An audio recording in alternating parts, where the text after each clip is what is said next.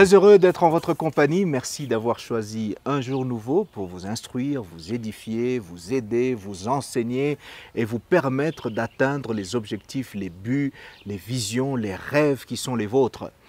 Camille Toto, parlant de la part de Un jour nouveau, je suis en train de vous entretenir sur les principes comme base du leadership. En fait, c'est le leadership basé ou axé sur les principes. D'après Stephen Covey, il a découvert que, au cours de ses recherches, il a pu isoler 8 caractéristiques, 8 caractéristiques chez les leaders axés sur les principes. Et ce sont des traits distinctifs qui caractérisent chaque leader, dont le leadership est axé et basé sur les principes. Mais ce sont des principes que n'importe qui peut utiliser et voir les résultats palpables dans sa vie. Alors, au cours d'un entretien, on a parlé de l'apprentissage permanent comme étant l'un des principes de leadership.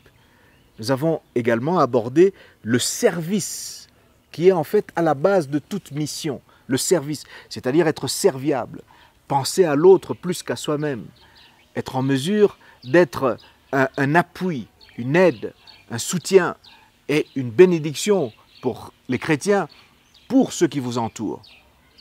Un autre principe dont il parle, c'est l'énergie positive. Alors, ne soyez pas effrayés, ne faites pas directement allusion à des principes mystiques ou occultes. L'énergie positive, c'est simplement le fait que vous avez en vous un dynamisme qu'il faut axer vers ce qui est avantageux et positif. Il y a certaines personnes qui, par exemple, emportées par la colère, pourraient utiliser leur énergie pour détruire. Et quand on parle simplement d'énergie positive, c'est d'être en mesure d'utiliser cette énergie pour construire plutôt que de détruire. Les personnes qui construisent leur existence sur les principes sont généralement des personnes qui sont joyeuses, agréables à vivre, elles sont heureuses. Leur attitude est optimiste, souvent une attitude positive, rayonnante.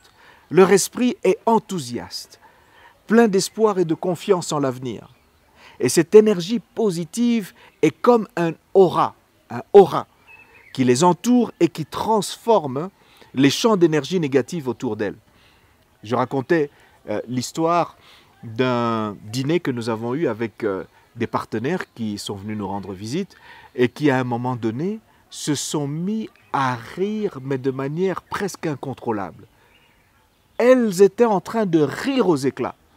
Et moi qui n'avais absolument aucune intention de rire ou de me réjouir, en fait j'étais même un peu déprimé ce jour-là, eh bien j'ai été influencé par le rire et je me suis retrouvé moi aussi à éclater de rire. Et c'est simplement pour dire que ces deux personnes qui s'étaient mises à rigoler pour des raisons qui au départ je ne connaissais pas, eh bien ont simplement mis un environnement différent. Cet environnement m'a permis, moi, de me retrouver dans l'acte qu'elle-même était en train de poser. Vous savez, il y a une différence entre un thermomètre et un thermostat. Le thermomètre mesure la température ambiante. Vous pouvez vous trouver dans une salle, eh bien le thermomètre va simplement vous indiquer quelle est la température qu'il y a dans cette salle. 15 degrés, 20 degrés, 30 degrés, 40, 50 degrés, peu importe. Évidemment pas 50 degrés, mais bon, bref, ça mesure la température ambiante. Le thermostat, par contre, régit, détermine la température ambiante. Le thermomètre la mesure, mais le thermostat est en mesure de mettre cette température ou de régler, de réglementer, de dicter cette température. Le leader est plus un thermostat qu'un thermomètre. Il est capable, avec la vision qu'il possède, de faire en sorte que le rêve devienne une réalité et avec sa détermination d'emmener les autres à épouser cette vision des choses, cette conception et se mettre tous en œuvre pour l'atteinte d'un objectif commun. Alors les personnes avec une énergie positive sont des personnes qui ont cette aura, comme je disais tout à l'heure, et quand il leur arrive d'entrer en contact avec des rayonnements de ce genre, elles ont tendance à neutraliser si ce sont des rayonnements négatifs ou si ce sont simplement des influences négatives.